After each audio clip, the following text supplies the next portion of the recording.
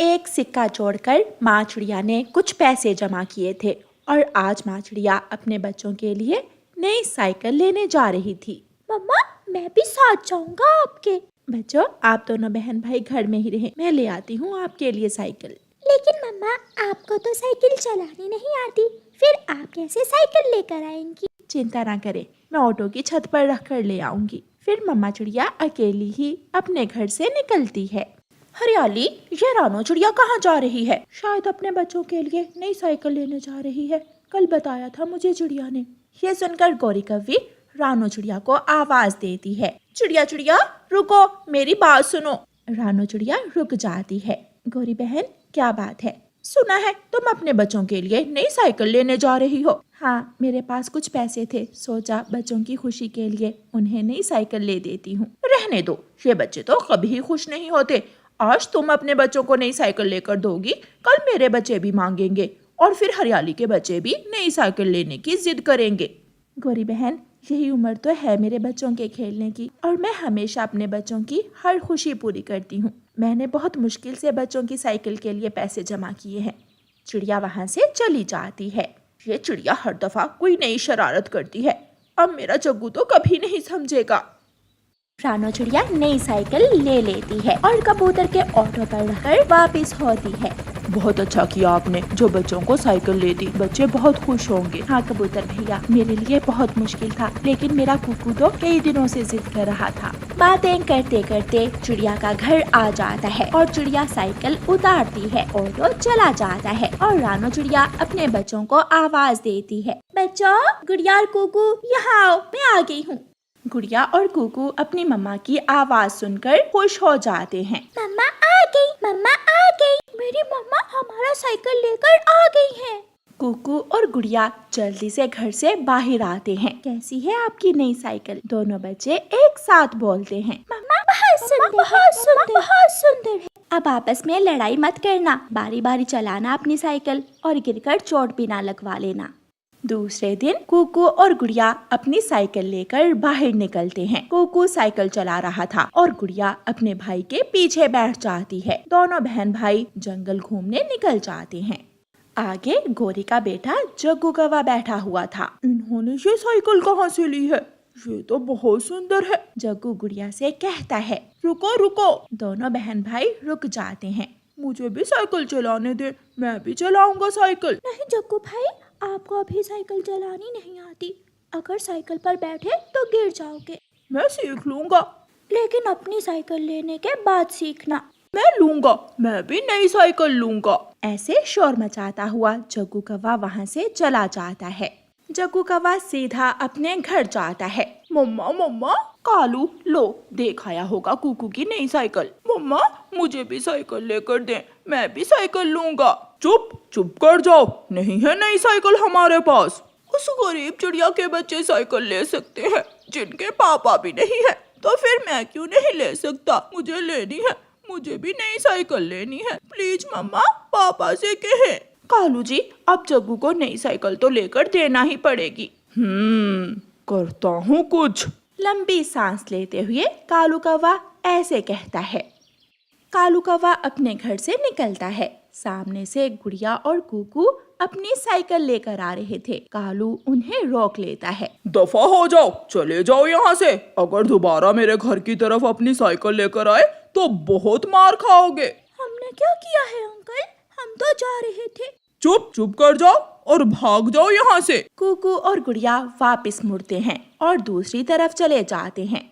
वो घर जाकर अपनी मम्मा को बताते हैं। मम्मा मम्मा, पता है कालू अंकल ने हमें बहुत डांटा। आज हम साइकिल लेकर उनके घर के सामने से गुजर रहे थे कि कालू अंकल आ गया और हमें डांटने लगा। बच्चों, वो कभी आपकी नई साइकिल से बहुत जल रहे हैं, आप दोबारा उस तरफ मत जाना। ठीक है मम्मा, लेकिन हमने कालू अंकल को कुछ भी नहीं कहा था और वो हमें डांटने लगे। लूंगा लूंगा, मैं वो साइकिल लूंगा, मुझे साइकिल लेनी है। तुम्हारे पापा ले देंगे बेटा, अब चुप भी कर जाओ। ऐसे ही 2-3 दिन गुजर जाते हैं और फिर एक दिन गोरी और कालू कौवा अपने बेटे जग्गू के साथ नदी की तरफ जा रहे थे कि कुकू और गुड़िया सामने से साइकिल लेकर आ जाते हैं। जग्गू वहाँ ही बैठ जाता है। जग्गू बेटा चलो पानी पीकर हम दूसरे जंगल जाएंगे। मुझे साइकिल लेनी है, मैं साइकिल लूंगा। कालू कौवे को गुस्सा आ जाता है और वो कुकू और गुड़िया से साइकिल छीन लेता है। अंकल अंकल, हमारा साइकिल हमें दे। भाग जाओ और अपनी माँ को बता दो जाकर, मैं नहीं साइकिल दूंगा, जो करना है कर लो। बच्चे रोते हुए अपने घर वापस चले जाते हैं। लो, ले दिया तेरे पापा ने तुझे भी साइकिल, अब चलाकर अपना शौक पूरा कर ले। जग्गू साइकिल पर बैठकर साइकिल चलाने लगता है। वो चलाता है और गिरता है और फिर चलाता है। आहिस्ता आहिस्ता जग्गू कौवा साइकिल चलाने लगता है। गोरी और कालू वहाँ बैठ जाते हैं और जग्गू कौवा साइकिल चलाता रहता है। मम्मा, हमारा साइकिल। मम्मा, हमारा साइकिल कालू अंकल ने छीन लिया है। मम्मा, हमें हमारी साइकिल लेकर दे। मैंने आपको कौवों के घर की तरफ जाने से मना भी किया था। मम्मा, हम कब गए थे कौवों के घर की तरफ? हम तो नदी की तरफ जा रहे थे कि कालू अंकल, गोरी आंटी और जग्गू सामने से आ गए और उन्होंने हमारी साइकिल छीन ली।